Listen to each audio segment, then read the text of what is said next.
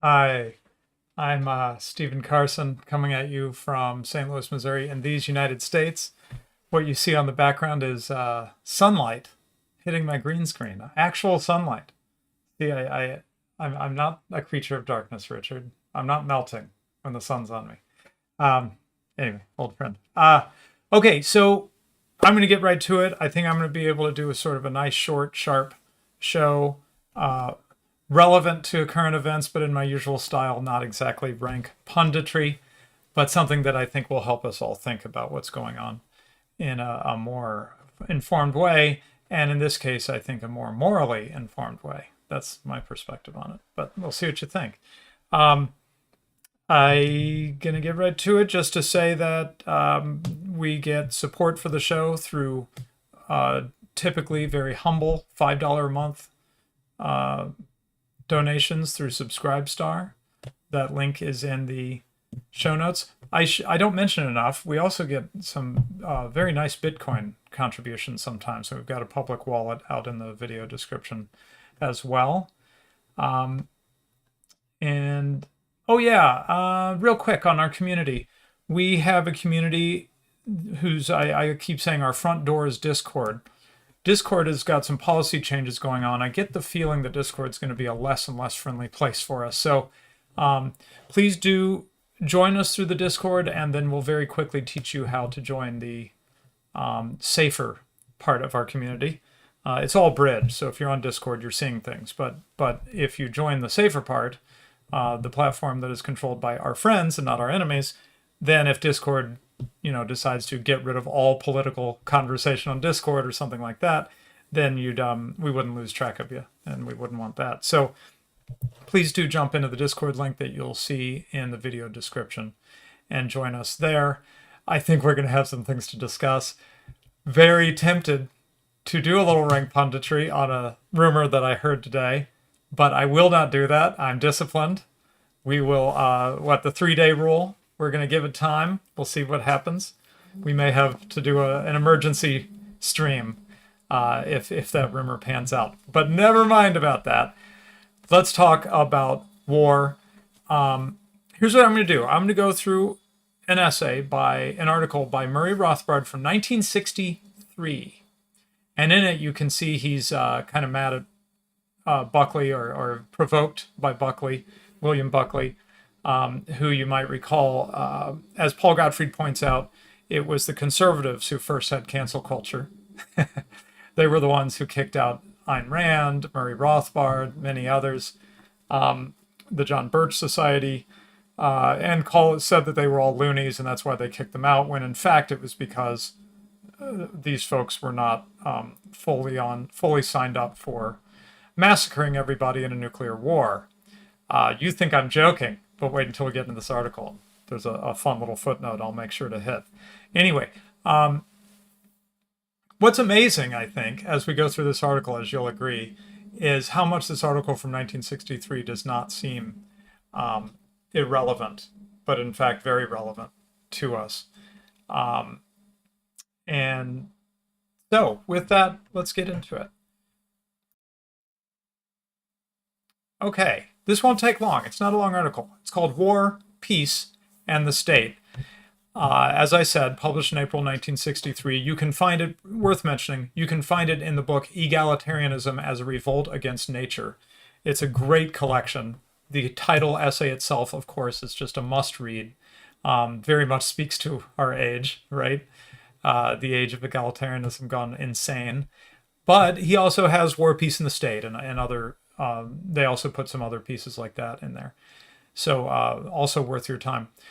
But let's get into it. So like I said, he starts by being provoked, I suppose, by Buckley. He says libertarians have been chided by William F. Buckley Jr. for failing to use its strategic intelligence in facing the major problems of our time. We have been too often prone to pursue our busy little seminars on whether or not to demunicipalize the garbage collectors, as Buckley has contemptuously written, while ignoring and failing to apply libertarian theory to the most vital problem of our time, war and peace. And Rothbard says, I kind of agree. Sometimes libertarians have been too utopian rather than strategic, thinking too much about ideal systems, and not applying, theory divorced from practice, and not applying it to the real world, to issues of the day. So he says, we must realize and demonstrate to the world that libertarian theory can be brought sharply to bear upon all the world's crucial problems. Let us then, by all means, use our strategic intelligence. And he always with a sense of humor, Rothbard says, but when he sees the result, Mr. Buckley might well wish that we had stayed in the realm of garbage collection. And you'll see why he says that soon.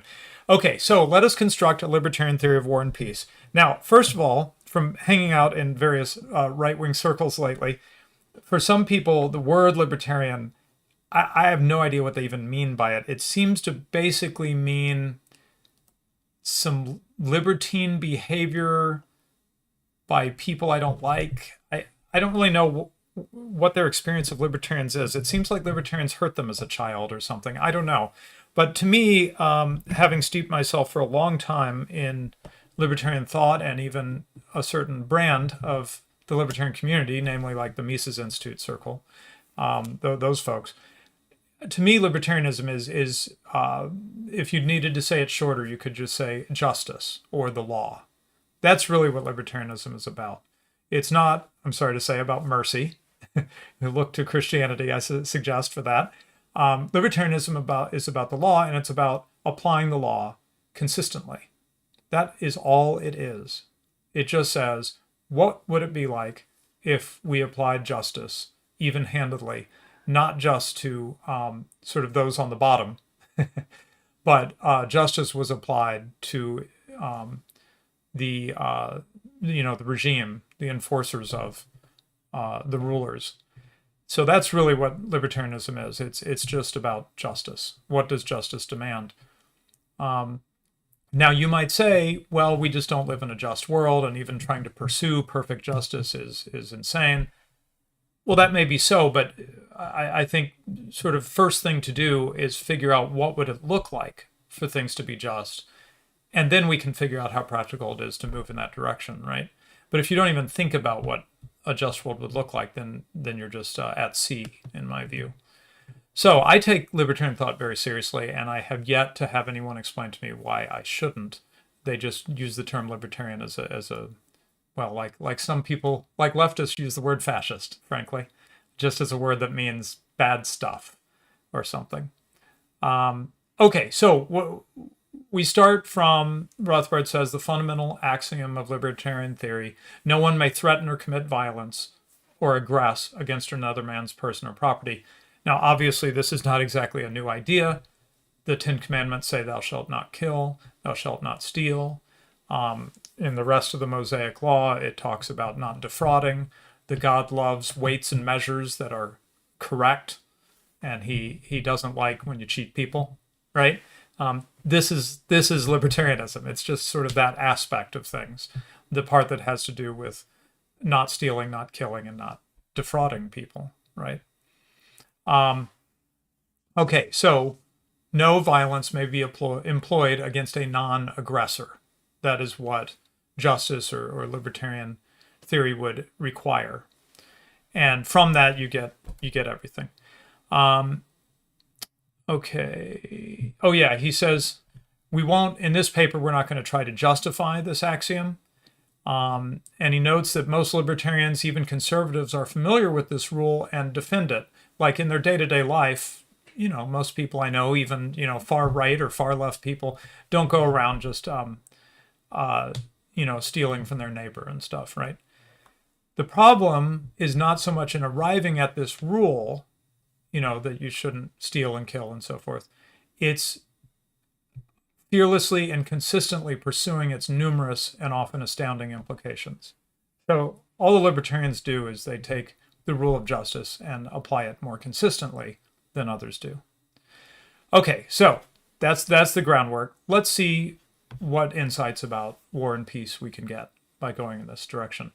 So very typical pattern with this kind of thinking. If you've heard of Robinson Crusoe economics, where you imagine, a man alone on an island, and you start to reason about economics from that very simple situation, and then you introduce his man Friday or whatever, and you introduce them, cooperating and so forth. This is a way to start from a very simple situation to understand some principles and then start to apply them more widely. So in a similar way, he does this with conflict. So let's say there's two private individuals. Jones finds that he, his person or his property, is being invaded or aggressed against by Smith. Okay? And Jones, legitimately, according to justice, can repel that invasion by defensive violence of his own. And on this point, I think many, many, many people agree, right? Self-defense when someone crosses your boundaries, right? Aggressively crosses your boundary. Okay, now, with me so far, I hope, is it within the right of Jones, the one aggressed against, to commit violence against innocent third parties as a corollary to his legitimate defense against Smith? Okay, so we agree that Jones is in the right. Smith has aggressed against him.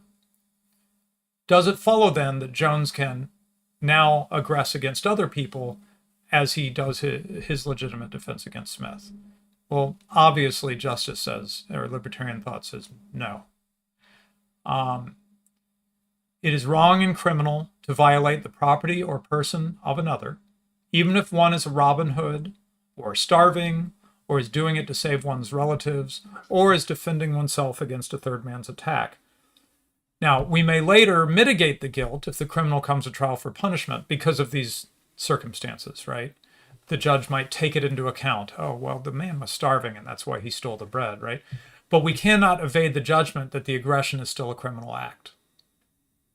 So just in recognizing, is it criminal or not? That's actually a pretty simple question. How harsh should the judge punishment be? Could be moderated by, extenuating circumstances and so forth, right?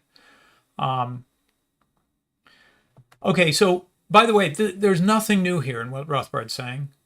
I did a 2-part article on Mises.org on the Spanish scholastics, and they talked about extenuating circumstances, the sort of these edge case, you're alone in the woods and you're starving and you see a cabin, it's got food in it, and you break in, and they talked about that you would, as I recall, one of the scholastics said, well, okay, you could do that, but then you would have to reckon later when you'd have to pay them back and make right what you broke, right? In other words, you've still violated their property rights and you still owe them recompense. So what he's saying here is not new, or I hope it sounds fairly straightforward, sensible. Okay.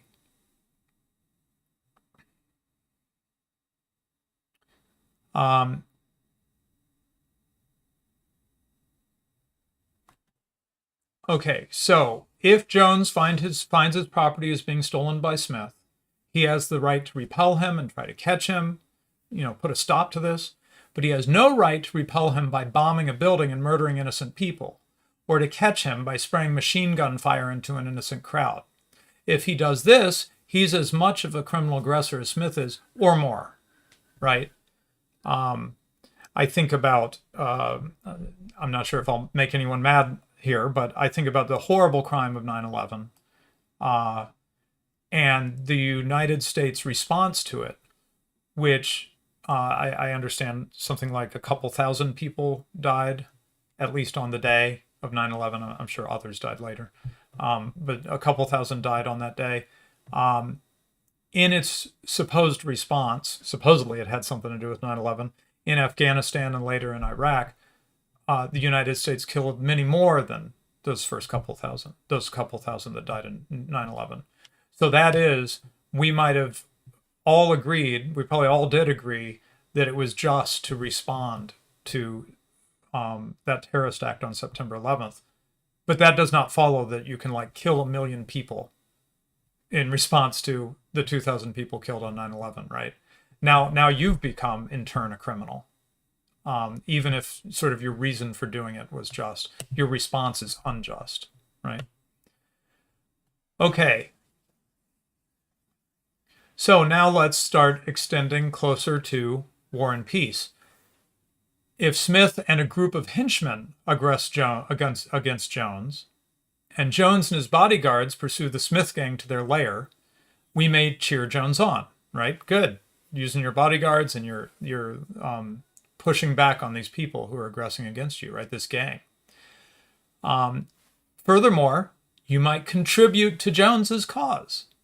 You might say, the Smith and his gang are a menace to our neighborhood. Sure, they attacked Jones this time. It might be me next time. So I cheer you on. I might even contribute. You're doing something for all of us by defending yourself here. I want to make sure you take care of this gang so they don't come back for more, right? But Jones has no right, any more than does Smith, to aggress against anyone else in the course of his just war, to steal others' property in order to finance his pursuit, to conscript others into his posse by use of violence, or to kill others in the course of his struggle to capture the Smith forces. Hopefully the application of war is starting to become really clear here. Right? So, you got a neighbor, Jones, Smith attacks, steals his stuff. He gets some bodyguards and starts going after Smith, and he starts machine gunning into your house, and, your daughter gets hit by a bullet. Well, you're not going to be real happy about that, right? Or he grabs your son and says, your 12-year-old son, and says, looks like you're going to be a soldier now, boy, and hands him a gun and makes him go off against,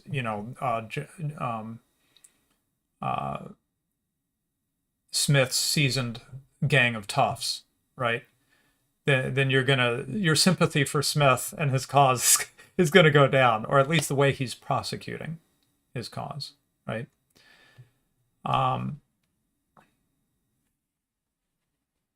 Okay, so I think you get the point there. Okay, now, suppose that Jones, in the course of his just war against the ravages of Smith, should kill a few innocent people. And suppose that he should declaim in defense of this murder that he was simply acting on the slogan, give me liberty or give me death. Smith and his gang were, taking my freedoms, and these colors don't run. And, hey, sorry, I killed your daughter and conscripted your son and so forth. But, give me liberty, give me death. Well, the absurdity of this defense should be evident, for the issue is not whether Jones was willing to risk death personally in his defensive struggle against Smith. That we could see as noble, right? The issue is whether he was willing to kill other people in pursuit of his end.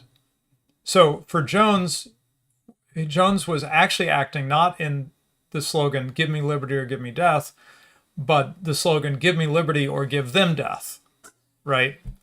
And that's harder to defend. So what is the basic attitude towards war that's appropriate? It's legitimate to use violence against criminals in defense of one's right of person and property. This has been a point that's been, I think this is part of the reason people are confused about libertarians. They think that they don't believe in acting, even in defense. Like they confuse it with the position of pacifism or something. But that's not correct. You might notice, for example, just to be practical about it, libertarians tend to be very well armed. So they're not exactly sitting around wanting to become victims or something. So it's legitimate to use violence against criminals in defense of one's rights of person and property. It is impermissible to violate the rights of other innocent people. So war is only proper when the exercise of violence is rigorously limited to the individual criminals. Now, by the way, Ron Paul suggested this after 9/11, just to use that as an example. There is a provision in the Constitution for letters of marque and reprisal. And it basically, that the government can, as opposed to just, launching a full-out invasion like they did with Afghanistan, it could have just said, anyone involved with this we'll give you a reward for Osama bin Laden's hat or whatever, something like that. With the idea being that this is going to be targeted at specific wrongdoers. And Ron Paul actually suggested that. He actually brought that up and said, why don't we do letters of marque and reprisal against those who plan 9/11? And that would be then a just response. But I don't want to go down the rabbit hole, but let's say that 9/11 was used as an excuse to do some things that some people wanted to be done anyway, before 9/11 ever happened. And so they sort of jumped on it. And Ron Paul's suggestion of letters of marque and reprisal went nowhere in the Congress. Okay. So how often have wars and conflicts met this criterion that the violence was rigorously limited to individual criminals? So, and now we're going to get into sort of a side point, but I think it's particularly relevant right now, unfortunately, possibly. I hope not. And that is the nature of the modern weapons. There is actually a moral difference in modern weapons that a lot of people are not clear on, but Rothbard really brings this out, and it's so important. He says, it's often been maintained, especially by conservatives, that the development of horrendous modern weapons of mass murder, nuclear weapons, rockets, germ warfare, so forth, it's only a difference of degree rather than kind from the simpler weapons of an earlier era. So a nuclear weapon is like, a really big longbow in this reckoning. It's just a longbow that's really effective or something, right? But that is there's a couple big problems with that point of view. First of all, is that even if it's only a difference of degree, we're talking about the number of human lives that are destroyed, right? And human lives matter. So that difference is a very big one. Here's where we have to, Rothbard takes a swipe at Buckley, well-deserved. I used to read National Review, by the way, when I first got interested in politics 35 years ago or something. He says, William Buckley and other conservatives have propounded the curious moral doctrine that it is no worse to kill millions than it is to kill one man. The man who does either is, to be sure, a murderer, but surely it makes a huge difference how many people he kills. And he says, here's a way to get clarity on this. After a man has already killed one person, does it make any difference whether he stops killing now or goes on a further rampage and kills many dozen more people? Well, obviously it does, right? And this is why one of the most terrifying figures in the criminal world are so-called serial killers, right? Because they don't just kill one person, but they keep killing, sometimes until they're stopped, until they're caught, right? And that is terrifying to us because it is, well, frightening, because you could be one of those people, but also because it's morally horrifying. It does make it worse when someone goes on to kill and kill and kill serially. And Rothbard's point here is, well, whether you do it one at a time or you use a tactical nuke or something and kill hundreds of people at once, morally it's still worse than killing one person, right? Murdering one, if it's murder. Okay, so here's the way where there's a moral distinction between modern sort of mass death weapons and traditional weapons. The bow and arrow, even the rifle can be pinpointed against actual criminals, and modern nuclear weapons cannot, right? And so he says this is a crucial difference in kind. Specifically, it's a moral difference. Now, let's not get confused. The bow and arrow, for example, can be used criminally, right? You can just kill someone that was innocent. But it can be used. It's logically possible for it to be used only against aggressors. So it's not in and of itself like a bad thing, right? And that's why libertarians who care so much about justice are big defenders of gun rights, because in and of itself, owning a gun, doesn't mean that you are going to do something wrong. And as we know in the United States, there's many millions of gun owners who don't go out shooting the place up, right? But nuclear weapons, or even conventional aerial bombs, the mother of all bombs and the bunker buster and so forth, they cannot be pinpointed. These weapons are ipso facto engines of indiscriminate mass destruction. Okay, and he says there is the exception, the rare case, extremely rare case, where a mass of people who are all criminals inhabit a vast geographical area. That is, if one could argue that everyone at Hiroshima, down to the little Japanese babies, they were all criminals and they all were, justice required their death, or you could justify their death as just. This is, though logically possible, this is not what happens in real life, right? There's always civilians around. So the use of nuclear or similar weapons, or the threat of them, is a sin and a crime against humanity for which there can be no justification.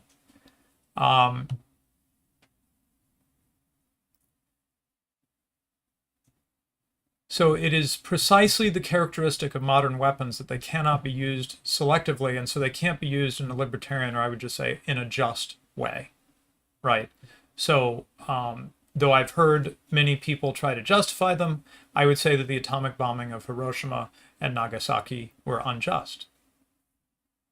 Okay, and you can say, well, but it saved lives or something. Yeah, but just looking at the act itself, people were killed who were not combatants, and it was unjust, right? It was, in fact, I think, morally horrifying. And so the very existence of these kinds of weapons must be condemned, and nuclear disarmament should be a good to be pursued for its own sake. And in fact, he goes so far as to say it's the highest political good we can pursue in the modern world, is to try to have nuclear disarmament. And I can think of a counter to that, and maybe someone will send a super chat to get me going on it, but I'll save that. Okay. So, mass murder so widespread in the case of a really full-out nuclear exchange, right? Murder so widespread as to threaten human civilization and human survival itself is the worst crime that any man could possibly commit. Now, I've been pretty careful about not talking about current events, partially because we really don't know what's going on. There's a lot of bad information floating around. I want to be very careful about commenting on something that isn't real, or if I do say something, I'll just say it's a rumor and we don't know that it's true, right? But one thing we have seen is not an act, but just a justification. And that is, we've started to see a few people saying that, you shouldn't be so freaked out by the idea of the use of nuclear weapons or even a nuclear war. Really, it wouldn't be so bad. I don't know what to say about that, except that I have trouble believing that. Okay, so having talked about all this, Jones and Smith as individual, Jones and Smith with gangs and bodyguards, and then weaponry, modern weaponry. Now let's bring the state into our discussion. And just like when he talked about going from bows and arrows to nukes, that this isn't just a change in degree, it's a change in kind. What we're going to argue here is that going from Jones and Smith, the private individuals, or even Jones with his privately hired bodyguards, he's doing nothing wrong having bodyguards, right? Going from that to the state is not just a change in degree, it's a change in kind. It's a morally significant difference. Okay. So, the state, I'm not going to go through the standard definition. Hopefully you know, a monopoly of aggressive violence. It's the only organization in society that regularly and openly obtains its monetary revenues by the use of aggressive violence. All other individuals and organizations, except if delegated that right by the state, I think there's a lot of those, but anyway, can obtain wealth only by peaceful production and by voluntary exchange of their respective products. So to think of the state as something like just a big chess club is to really miss the boat on the nature of the state. He furthermore claims that this use of violence to obtain its revenue, taxation, is the keystone of state power. And on that basis of taxation, the state erects further structures of power over the individuals in its territory, regulating them, penalizing critics, subsidizing favorites, etc. I want to call particular attention to regulating them. I meant to highlight that. Regulating them and subsidizing favorites. My own view, and we'll see, but my own view is that part of the reason that we're seeing like Silicon Valley and as well as many other large companies in such lockstep with the state during recent events, and I'm just not just talking about this last week, but the last couple of years at least, is that if you don't march in lockstep, if you're a big company in the United States that isn't in lockstep with the state, then they punish you. And we watched how this happened with Microsoft and then later with Apple. They were relatively non-political, as I understand it. They didn't really have big lobbies in DC. And then, like a protection racket, somebody said, that's a pretty nice company you got there. Shame if something would happen to it. And they got drawn in to politics, to all our peril in the case of one of them. Anyway, so the state is careful to monopolize police and judicial service, the ownership of roads and streets, the supply of money, and the postal service, effectively monopolize or control education, public utilities, transportation, radio and television. All of these things are built off its fundamental control of taxation. So it keeps control of the vital command posts in society, and it fosters the myth that only the state can supply these things. The roads thing, right? Who would build the roads without the state? And again, I have to keep bringing it up because I love it so much. Tom Wood said, yeah, boy, we'd be there and it'd be like, well, I'm here and you're over there and we want to get back and forth to each other. Boy, we can't figure out how to do it. If only we had the state to tell us how to figure that out. Anyway, okay. So what we call peace then is kind of funny, right? I thought it was a really good perspective from Rothbard. We sort of misuse the word peace. If the state has monopoly of violence over a territorial area and nobody resists that, that is what we call peace. There's peace in that area because the violence is one way. The state is violent downwards against the people. Okay? Then a revolution is when there's conflict within the area that a state claims to control. And that's when people resist the use of state power against them, right? So both the quiet case of the state unresisted and the case of open revolution may be termed vertical violence. So that is, in the first case, the unresisted state, that's violence of the state against the public. In the case of open revolution, it's violence of the public against the state. So up and down, so to speak, between the state and the people. Okay. Now, what we have in our current order, though the globalists seem to be trying to do something about that, but our current situation is that each land area is ruled over by a state organization, and there's a number of them scattered over the earth, each with a monopoly of violence over their own territory. And note this, and I thought this was wanted to slow down a little bit on this point.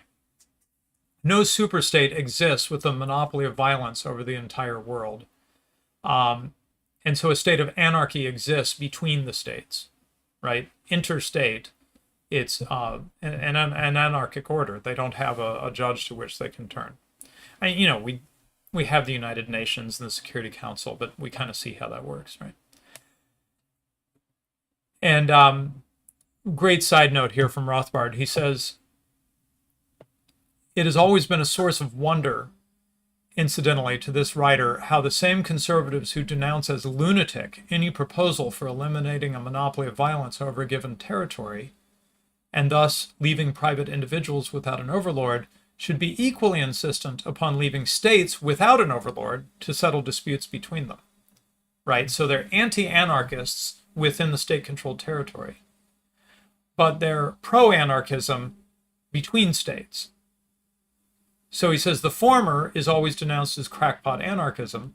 The latter, getting rid of anarchy between states, is hailed as preserving independence and national sovereignty from world government. So he's like, these seem to be opposite takes, and it's not clear how you reconcile them. Okay, so this brings us to international war, that instead of that horizontal violence between state and people, vertical violence between state and people, we now have horizontal violence between states, right? Okay, there are crucial and vital differences between interstate warfare, violence between states, on the one hand, and revolutions against the state or conflicts between private individuals on the other. First, there's the shift in geography. In a revolution, the conflict takes place within the same geographical area. The minions of the state and the revolutionaries are all in the same territory, right? Interstate warfare, warfare between states, takes place between two groups, each having a monopoly over their own area, so it takes place between inhabitants of different territories, right? So it's within a territory or between territories, between different territories. So what are the consequences of that? When the warring parties inhabit different territorial areas, the scope for modern weaponry becomes enormous, and the entire arsenal of mass devastation can come into play. So if there's, revolutionaries in the revolutionaries in the streets of Washington, D.C., outside the Capitol, January 6th, right? Chances that the politicians in there would decide to nuke D.C. or nuke the Capitol, taking both them and the January 6th protesters out, pretty small, right? Whereas if the enemy's over in some other city that's not in your territory, maybe they start discussing the use of nukes, nuke that whole city, that whole enemy city, right? Hopefully you follow the point. Okay, second consequence. It's possible for revolutionaries to pinpoint their targets and confine them to their state enemies, right? And they could avoid aggressing against innocent people. Here's the evil regime. They're oppressing us. They're criminals. We have a whole bill of goods against them in terms of the crimes they've committed, the innocent people they've destroyed, the theft they've done. They are legitimate targets, even according to strict terms of justice, right? That is possible in a revolution. But it's far less possible in an interstate war, a war between states. It's true even with older weapons, and with modern weapons, there's just no pinpointing whatever. Now, footnote 6 says something about the Irish Republican Army that is so spicy, I'm not going to read it out. But for the interested people, I recommend it to you. In fact, excuse me, I am usually so good about sharing links, and I haven't shared a link to the paper we're going through. And, okay, give me a sec. Oh, there it is. Right? Yeah, there we go. Okay, putting that link right now in the live chat. Okay, so footnote 6, if you want to see what I'm talking about, which I'm not going to read out on air. Okay. Third implication is each state can mobilize all the people and resources in its territory. Since each state can mobilize all the people and resources in its territory, the other state comes to regard all the citizens of the opposing country as at least temporarily its enemies, and to treat them accordingly by extending the war to them. Right? This is, I associate this with the French Revolution, where it's no longer a war between, this king and that king over some territory, and the king and his soldiers are fighting the other king and their soldiers, but the villagers in between are not your enemy, I'm not saying soldiers never did anything wrong in those circumstances, but they were not a target. They were not a military target. Whereas I think really starting with the French Revolution, where it becomes, the people. It's one people fighting against another people. The people of the other country, even who are non-combatants, start to be viewed as an enemy and potentially a military target, right?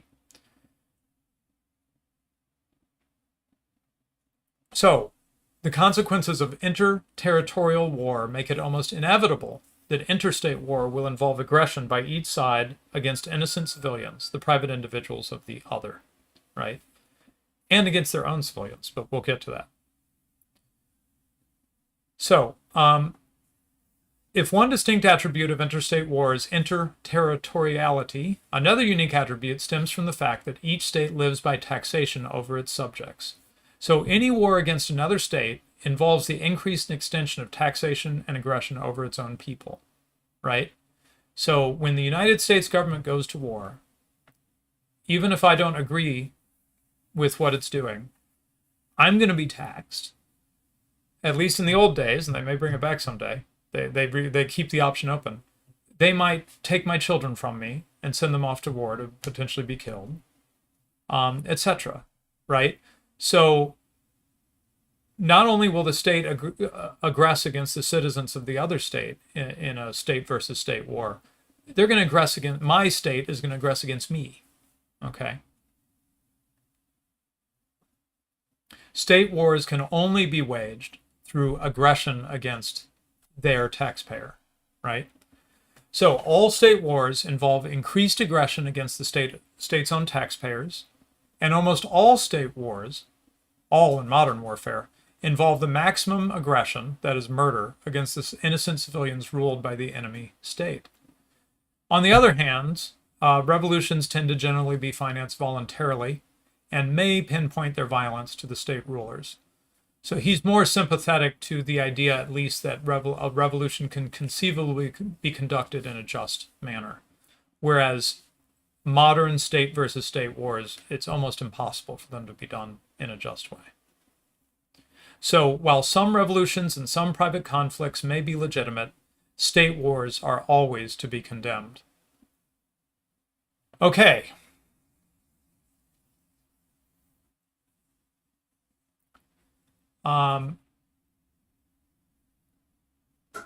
Okay, well, I better just read this part out, because this gets to the part that, I titled the show after, and I want to make sure we really take away, because this is the critical point, I think, for us right now. So he says, Rothbard says, many libertarians object as follows. We too deplore the use of taxation for warfare, the state's monopoly of defense service. We have to recognize that that's reality, and while that is the case, we must support the state in just wars of defense. And he says, okay, well, here's the reply. So as you say, unfortunately, states exist, each having a monopoly of violence over its territorial area. What then should be the attitude of the libertarian toward conflicts between these states? So, we live in the real world, and in the real world right now, there are states, and that's just the way it is, so what do? He says, what you should say, in effect, to the state is, all right, you exist, but as long as you exist, at least confine your activities to the area which you monopolize. That is, the libertarian is interested in reducing as much as possible the area of state aggression against all private individuals. We don't want the U.S. state, for instance, to, in addition to abusing us, abusing the whole rest of the world. You could imagine such a thing. So the objective of the libertarian then in regards to war, foreign policy, is to confine any existing state to as small a degree of invasion of person and property as possible. And this means the total avoidance of war. And furthermore, if a conflict should break out, we should be pushing for a negotiated peace or a ceasefire as quickly as physically possible. So the justice requires us, you may have heard of just war theory. One thing that people may not know is that just war theory, coming out of the Middle Ages, I think, talks about two aspects. Do you have a just cause, right? Basically, should you even do this at all? And then secondly, though, even if that holds, you have a just cause and a reason to believe that you can succeed in your just end and so forth.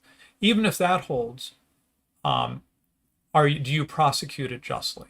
So just war is probably associated mostly with, is it just to even start the war? But it also speaks to how do you prosecute the war? right? So you can have a just cause, but pursue it in an unjust way, as we discussed earlier. Okay.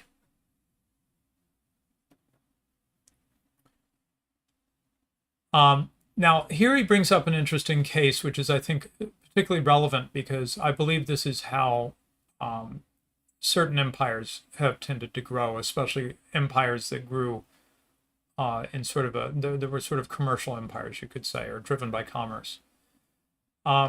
He says, each state has a monopoly of violence and therefore of defense only over its area, right? And it has no such monopoly and really no power at all over other geographical areas.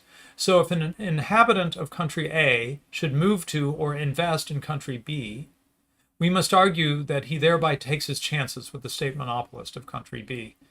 Or here's how I've put it. If there's a company that engages in shipping for its business, why should I be taxed to provide their security costs? Right? Totally agreed. There's pirates even in our day and age. There's piracy on the seas. There's the possibility that a government will just decide to seize your stuff for some reason. These are all risks of the business. If you're going to be in that business, then you need to spend money to insure against these things, to defend, have private security, have your own navy. I don't know, whatever. That all seems fine, but why should I pay for it? That should be a cost of doing that business. And if you determine that you can't do your business by paying your own costs for defending that business, well, that's what we call an unprofitable business, and you should just stop. Okay? Why should we encourage the pursuit of things that are costing more than they benefit? Right, that's what it means to have a loss. You're using up more resources than you're providing. Well, these are the activities we should just stop doing, right? So I don't want to pay for your security costs if you're running an international trade company or whatever it is. So the inhabitant of country A moves or invests in country B. He takes his chances, right? And it would be immoral and criminal for the state of A to tax people in country A and kill numerous innocents in country B in order to defend the property of the traveler or investor. You took your chances. Sorry, it didn't work out. But we're not going to be further oppressed. And you're not going to just start slaughtering people over there, because pirates hit your ship or whatever it is.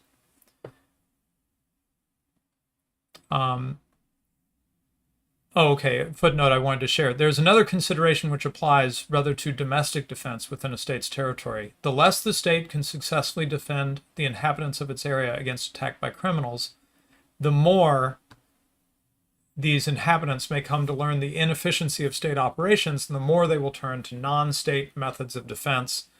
My friends in South Africa, that footnote was for you. That's why I read it out. Footnote 8. If you've missed it, go back and check it. Okay. So, the libertarian objective then should be, regardless of the specific causes of any conflict, to pressure states not to launch wars against other states. And should a war break out, pressure them to sue for peace and negotiate a ceasefire and peace treaty as quickly as physically possible. And he points out this was enshrined in the international law of the 18th and 19th century, the ideal that no state could aggress against the territory of another. In short, the peaceful coexistence of states. And in a footnote, he mentions that that should not be mixed up with the modern idea of collective security. In the international law he's talking about is the old-fashioned libertarian law, as had voluntarily emerged over the centuries. Collective security forces a maximum escalation of every local war into a worldwide war. And hopefully you can see why this is not a good thing. I mean, it's crazy about economics and politics. I mean, maybe this is part of the reason I'm interested in it, but it's also crazy making. It's like you have to spend so much time to explain what our conscience is already telling us, right? However horrible we might think some conflict is, we shouldn't want to turn that conflict like blowing on the embers of a fire, right? Until it bursts into a bonfire. We shouldn't want to turn that local conflict into a global conflagration, where now, instead of the tragedy that was happening, we multiply the tragedy by hundreds, thousands, millions, right? This is the worst outcome of all. There used to be a philosophy about this in the United States, which was to neither have allies nor enemies. That is, we shouldn't be too closely aligned. It seems to me that advice from George Washington, he would have been appalled by the relationship of the United States government to the state of Israel or to the state of Saudi Arabia, right? These are the kinds of relationships that end up costing regular people a lot. And of course, most dramatically and straightforwardly, I think we look at World War I, where an assassination of Archduke Ferdinand, right, turns into hundreds of thousands. I don't know how many. I don't know the casualty figures. Sorry, but turns into people dying all over the place. This is bad. I feel like the whole thing I'm doing here, it sounds complicated, but in a way it's just so simple. You shouldn't want more and more injustice upon injustice. Try to limit the injustice. Sure, it's terrible that that's happening, but don't make it worse. Don't multiply it, right? So, what should the libertarian position be? War has begun. The warring states are not negotiating a peace. We want to reduce the scope of assault on innocent civilians as much as possible. Old-fashioned international law had two devices for this: the laws of war and the laws of neutrality. And boy, does this come home with some of the recent actions in this last week. The laws of neutrality are designed to keep any war that breaks out confined to the warring states themselves, okay? So that's why there's the importance of such ancient and now forgotten American principles as freedom of the seas, or severe limitations upon the rights of warring states to blockade neutral trade with the enemy country. In short, the libertarian tries to induce neutral states to remain neutral in any conflict between states, and to induce the warring states to observe fully the rights of neutral citizens. So even as late as World War II, there would be complaints that, one side or the other had broken this law of neutrality. So it's not that long ago that the law of neutrality was recognized as a principle. It was starting to be destroyed at that point, right? Now, the laws of war were designed to limit as much as possible the invasion of warring states of the rights of the civilians of the warring countries. And he quotes British jurist F.J.P. Veal. The fundamental principle of this code was that hostilities between civilized peoples must be limited to the armed forces actually engaged. It drew a distinction between combatants and non-combatants. And I almost feel like I'm being old-fashioned to even bring this thing up, because now everybody's like, well, sure, if you're part of the enemy, then you voted for that bad guy, or you haven't overthrown him yet, and therefore you and your wife and your daughters and your sons and your babies, you all deserve to die of nuclear fire. I mean, it's insane the place we've gotten to on this stuff. We came from a civilized people, believe it or not, that drew a distinction between combatants and non-combatants, right? The soldiers fight each other. The rest of us are not soldiers. There's a distinction, right? This distinction has been blurred to the point of it being destroyed in modern times. And who did it? Perfidious Albion, of course. In the modified modern form of the law of war, it prohibited the bombardment of all cities not in the front line. And this rule was held in Western European wars in recent centuries until Britain launched the strategic bombing of civilians in World War II. Thanks once again, Britain. for degrading the great civilization that we inherited. Okay.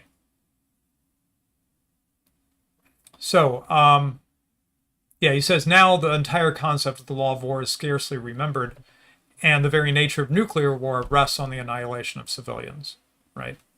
And you'll see keyboard warriors talk about, well, we can just nuke a few people, it'll be okay. We can do limited nuclear engagement, stuff like that. Right?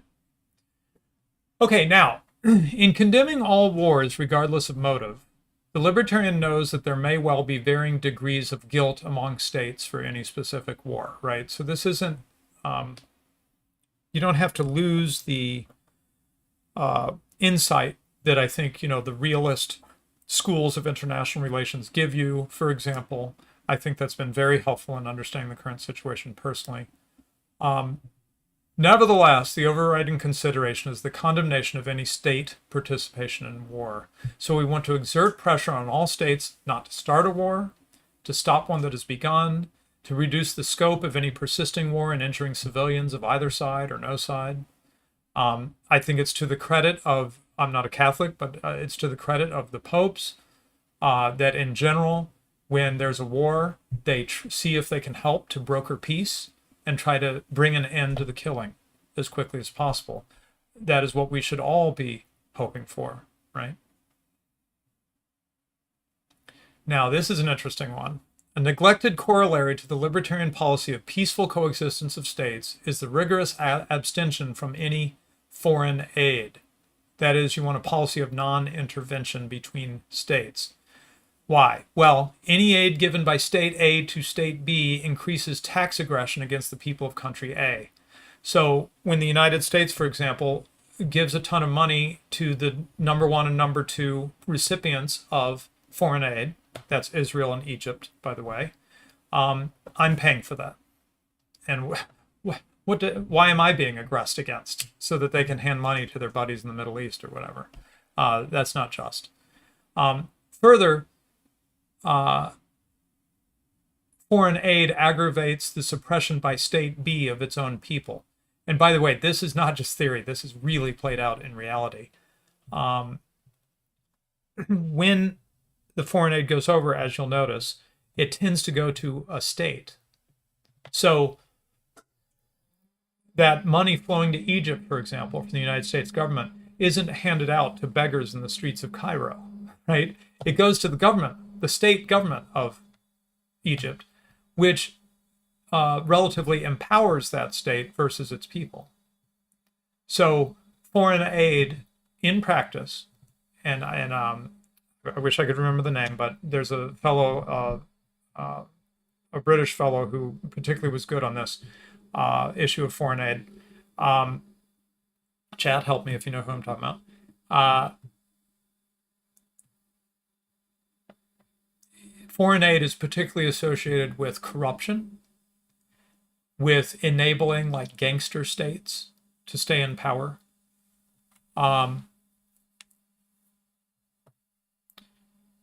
Okay.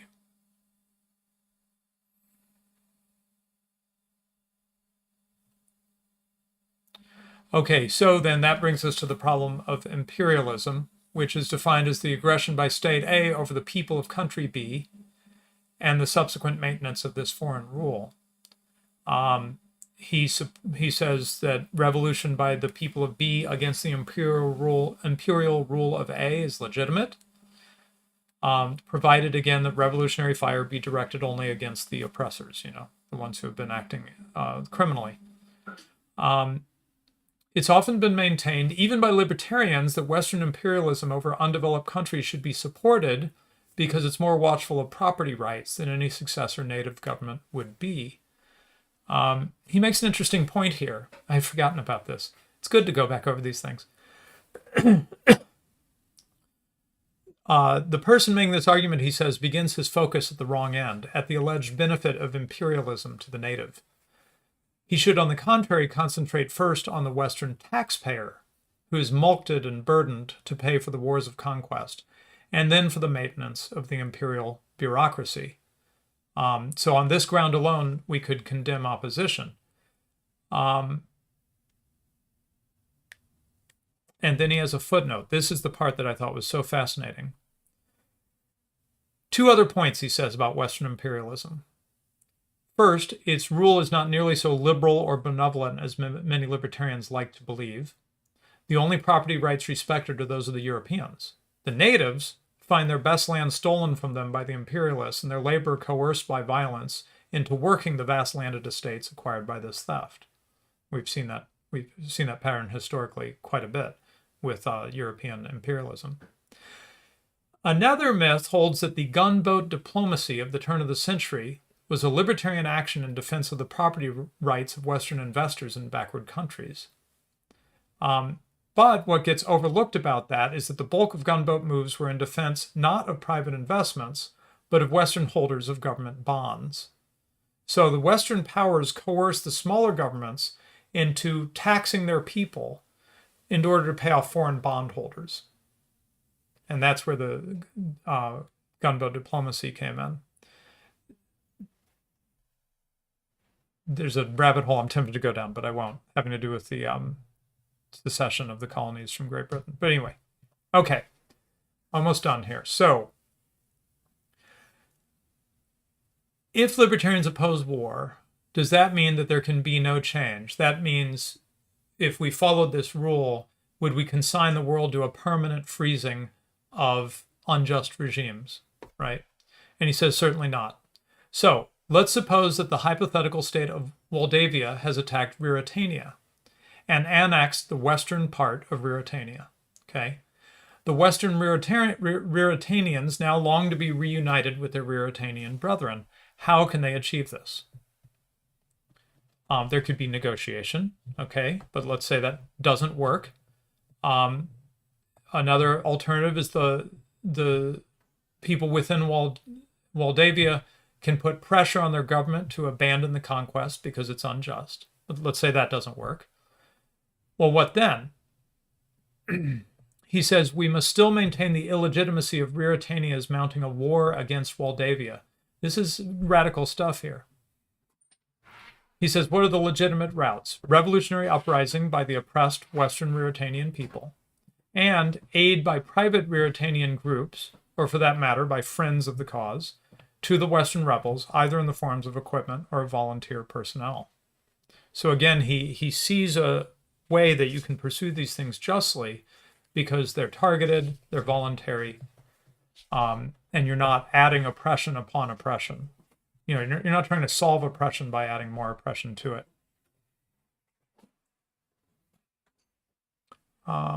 Okay, you already said this. Complete general, nuclear disarmament.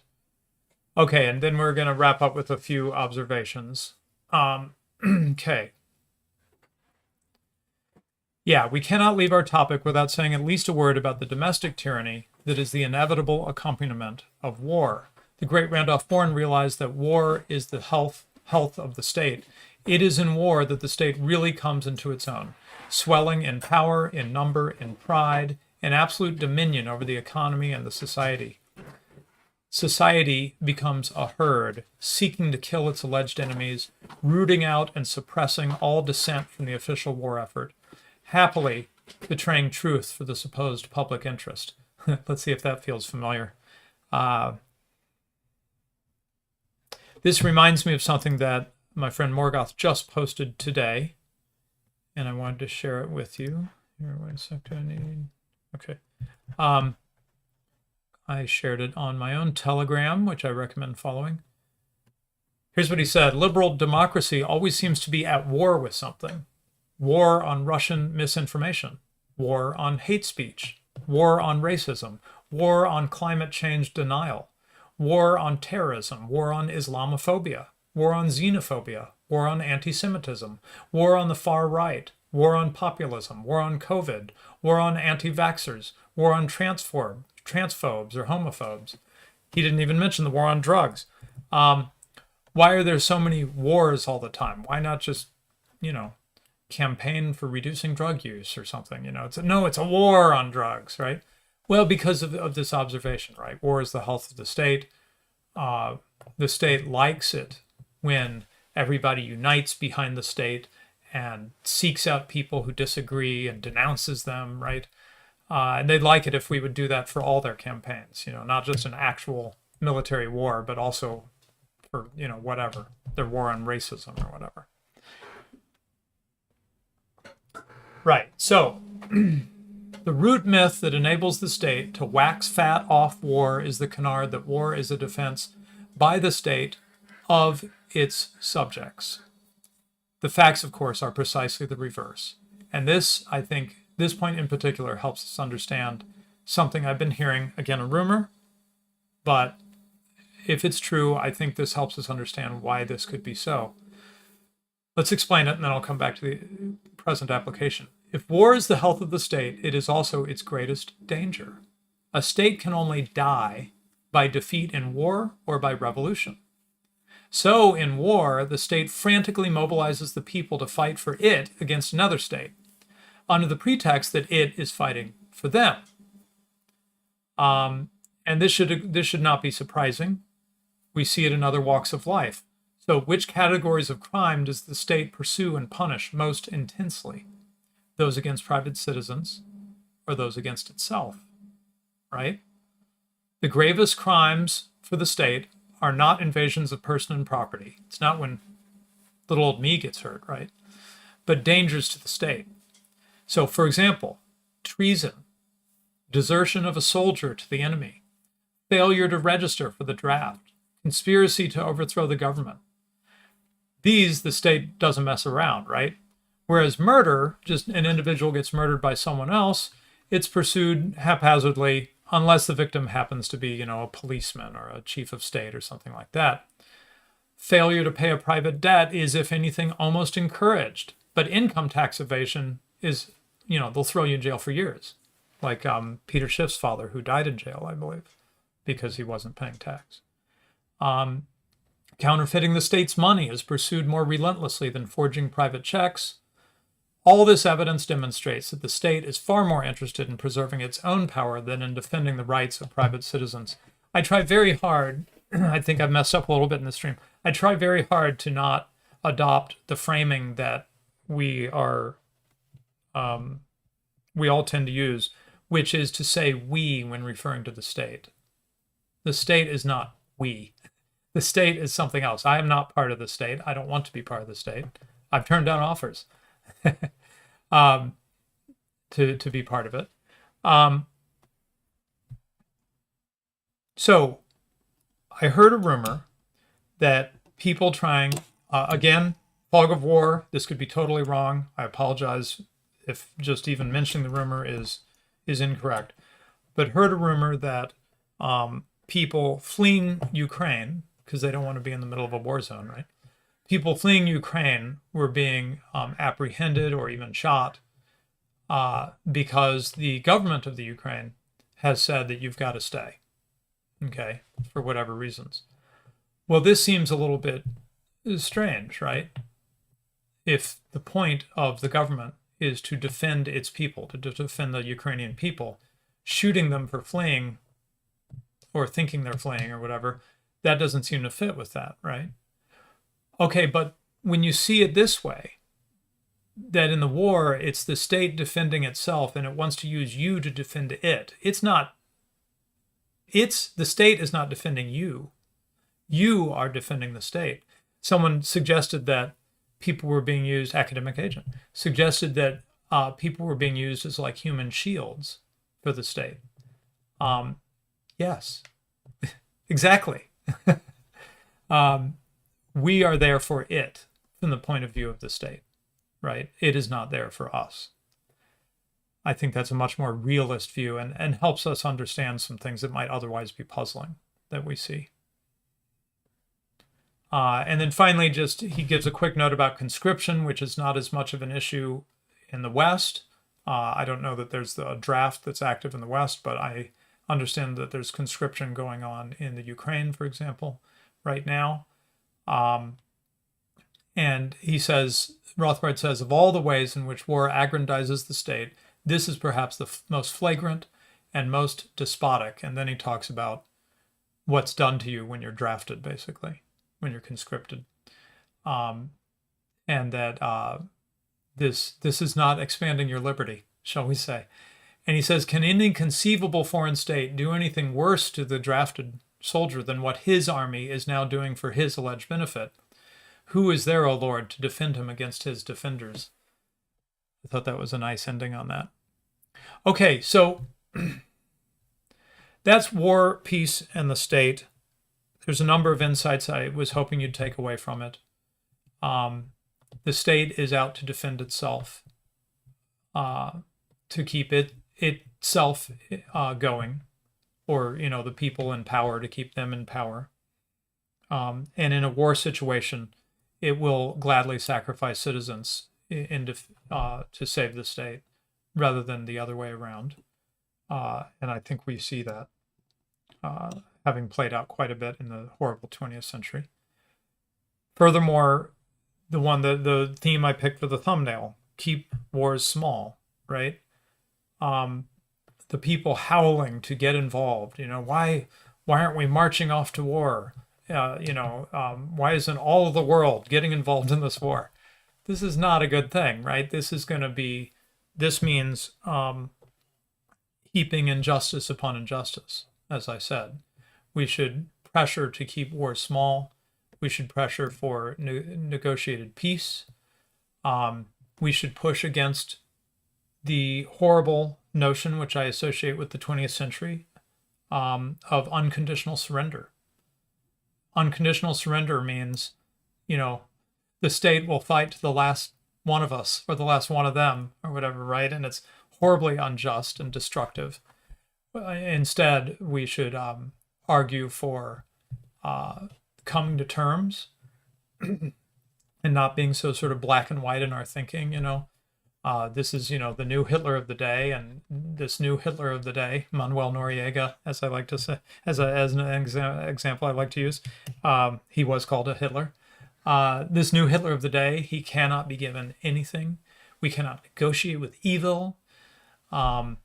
We have to, destroy everything until we get complete surrender. There's no negotiation. There's no compromise.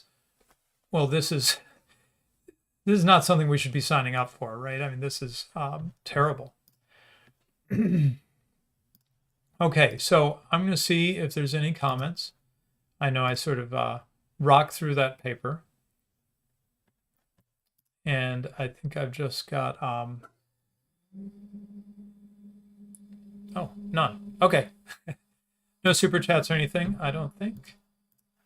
So that's mostly what I wanted to emphasize this time. I hope you can see how it's relevant. I'm not trying right now to apply it very much to the current situation. Any application I did was speculative based on information that's probably wrong, because there's so much wrong information floating around. I think with time, we could take the principles laid out here and think about how they apply to the current situation, right? But certainly in the meantime, and that's the reason I made it the title of the show and the thumbnail, in the meantime, we should be resisting the calls of the keyboard warriors to extend the violence and involve more people, increase the killing, increase the amount of people involved, give every granny a gun and send them out into the streets. I mean, all of this is just horrendous, right?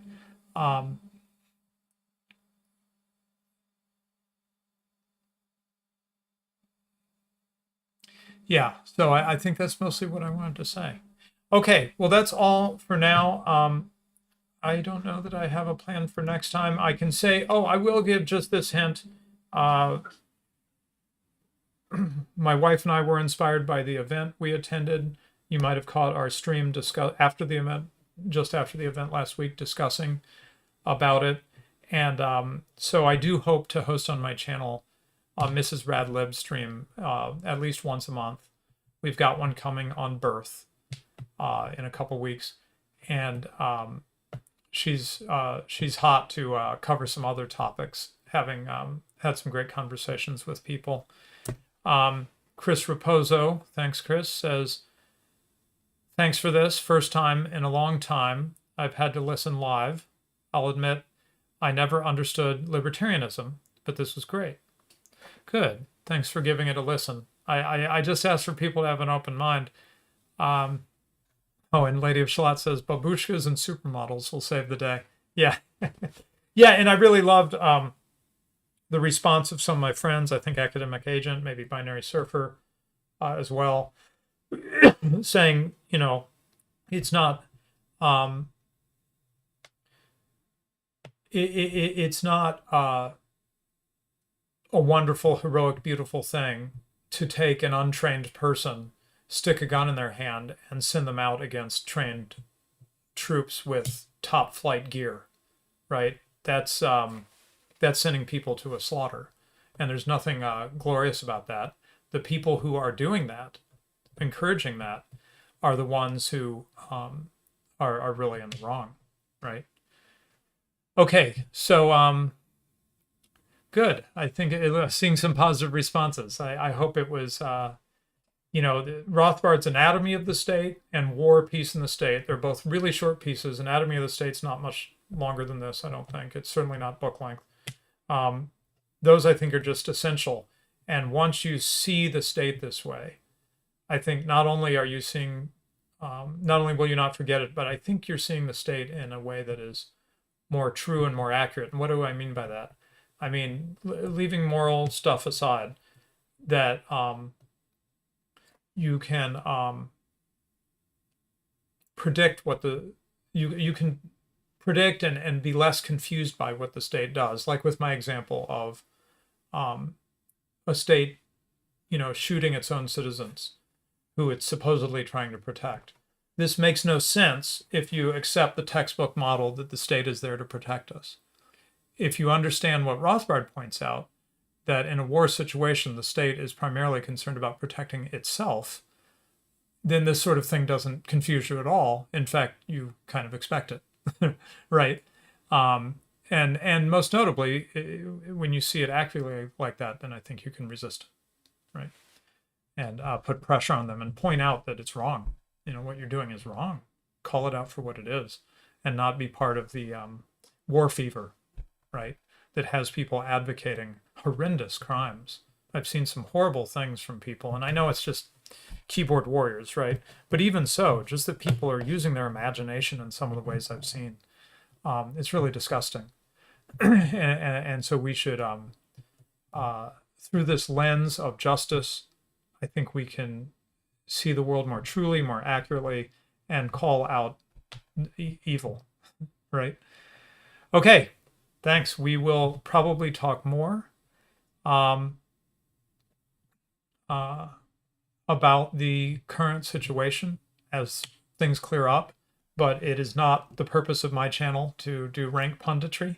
So I'm going to mostly, I've tried to provide a framework that helps us think about what's going on, and maybe even suggest some pressure we could apply or try to apply in the right direction. But I'm not going to go into, you know, an analysis of the current events just yet. Maybe soon. Thanks, everybody, and see you next week.